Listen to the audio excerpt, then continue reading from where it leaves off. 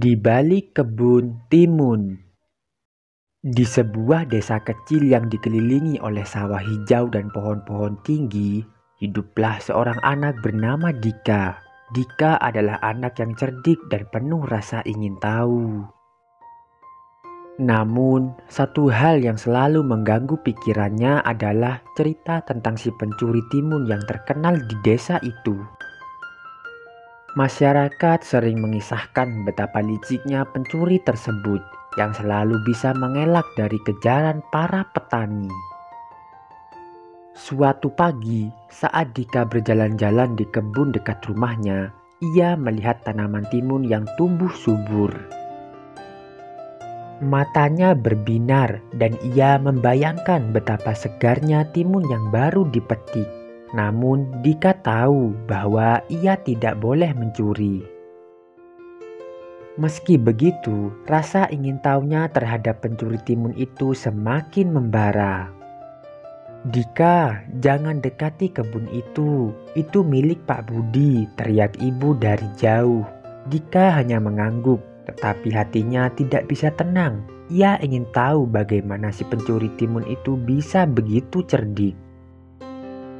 Sejak hari itu, Dika memutuskan untuk menyelidiki. Ia bersembunyi di balik semak-semak setiap malam, berharap bisa melihat pencuri timun yang legendaris.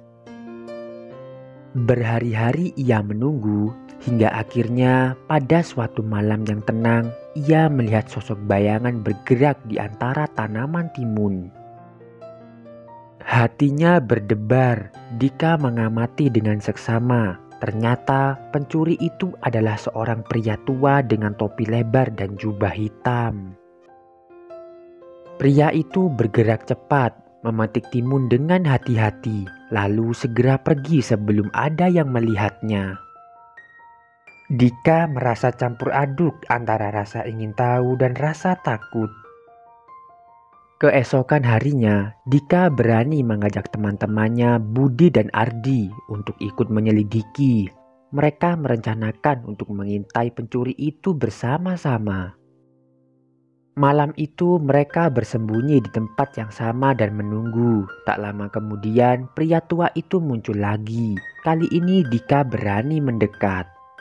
"Siapa kau? Kenapa kau mencuri timun?" Dika berteriak. Pria itu terkejut dan berbalik, namun alih-alih melarikan diri, pria itu tersenyum. "Aku bukan pencuri jahat, Nak. Aku hanya mengambil timun dari kebun yang tidak terawat. Aku menjualnya untuk memberi makan keluargaku," jelasnya. Dika dan teman-temannya tertegun. Mereka tidak menyangka bahwa pencuri yang mereka takuti adalah orang yang berjuang untuk hidup. "Tapi Pak, itu tidak benar," kata Budi.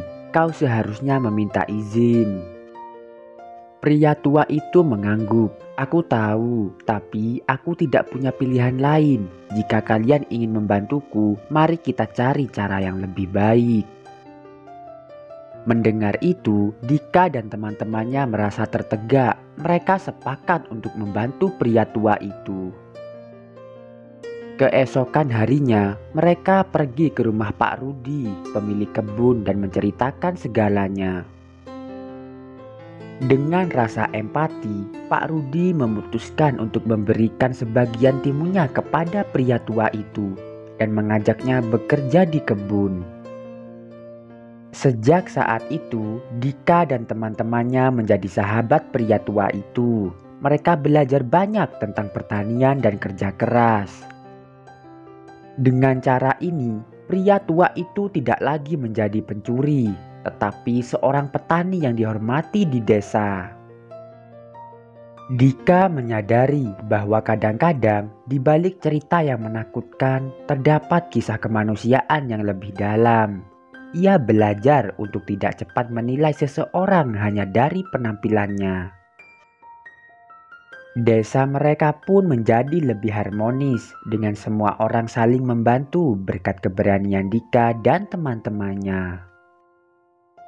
Sejak saat itu, cerita tentang si pencuri timun berubah menjadi kisah tentang persahabatan dan pengertian.